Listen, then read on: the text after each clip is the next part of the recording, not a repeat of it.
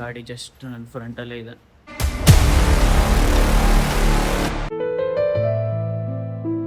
ಏನು all of sudden ಕೇಳಿ ವಿಚಾರ ಕೇಳ್ತೀರಾ? ಇವತ್ತು ಫೈನಲಿ ಗಾಡಿ ತೊಗೊಂಡಾಯಿತು.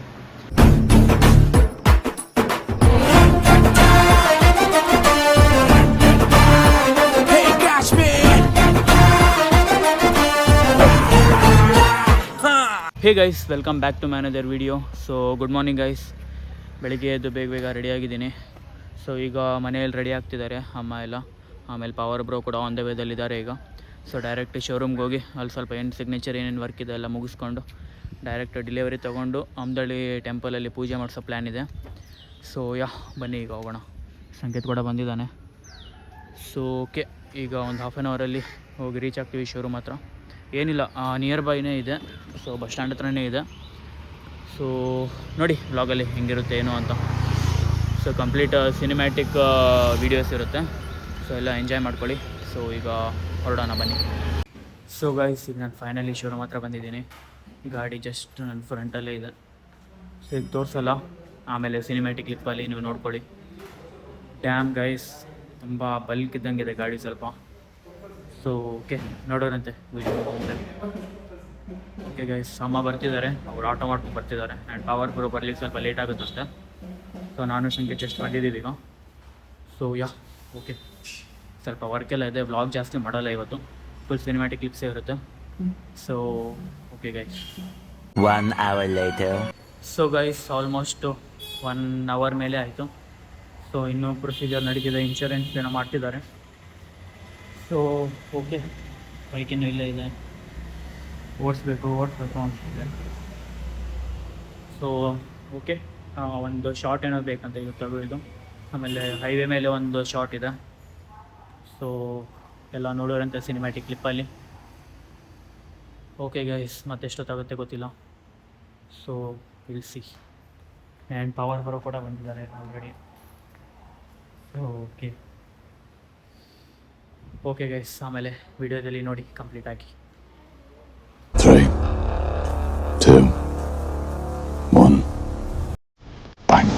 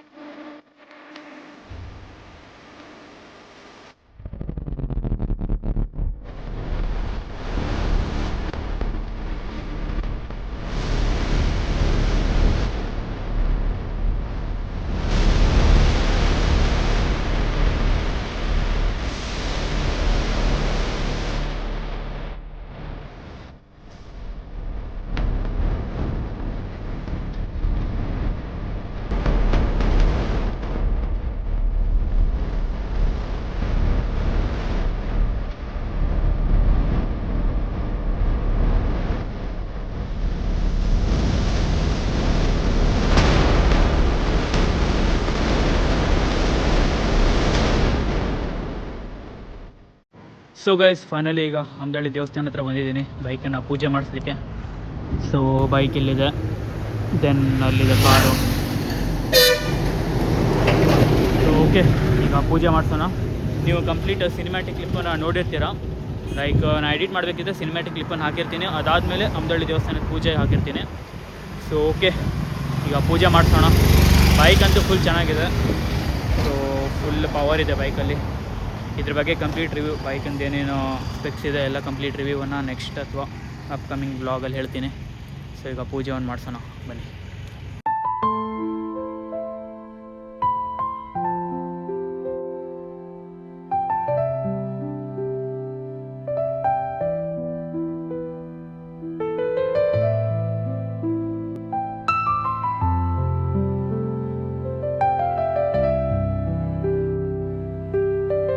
ಸೊ ಗೈಸ್, ಫೈನಲಿ ಗಾಡಿ ಪೂಜೆ ಎಲ್ಲ ಆಯಿತು.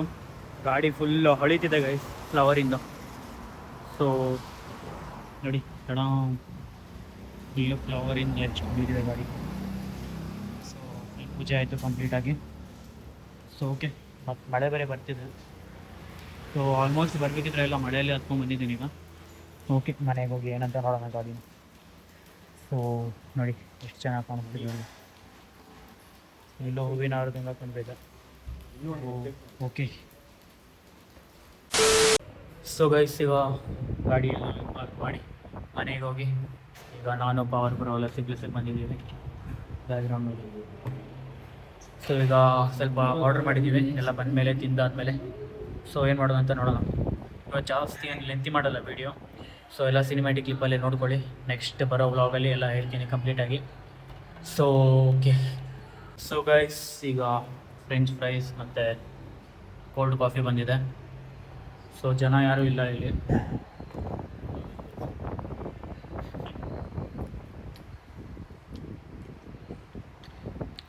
ಸೊ ಓಕೆ, ಇವತ್ತು ಬ್ಲಾಗ್ ಕೂಡ ಜಾಸ್ತಿ ಲೆಂತಿ ಇರಲ್ಲ.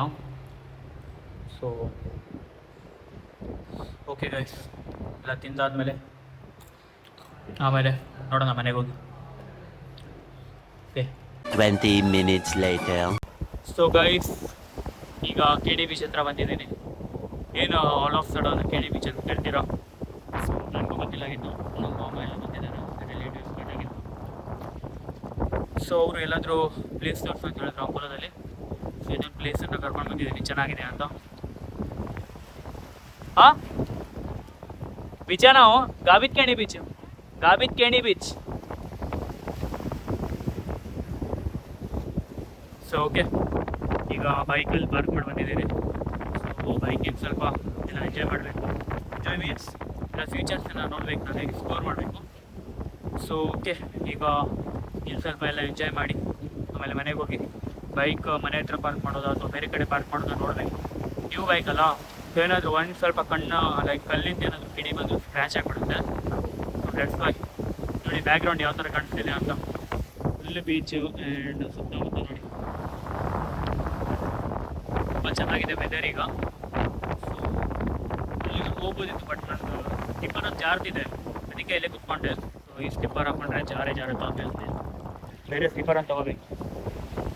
ಸೊ ಓಕೆ ಗೈಸ್, ಆಮೇಲೆ ಮನೆಗೆ ಹೋಗಿ ಸಿಗ್ತೀನಿ.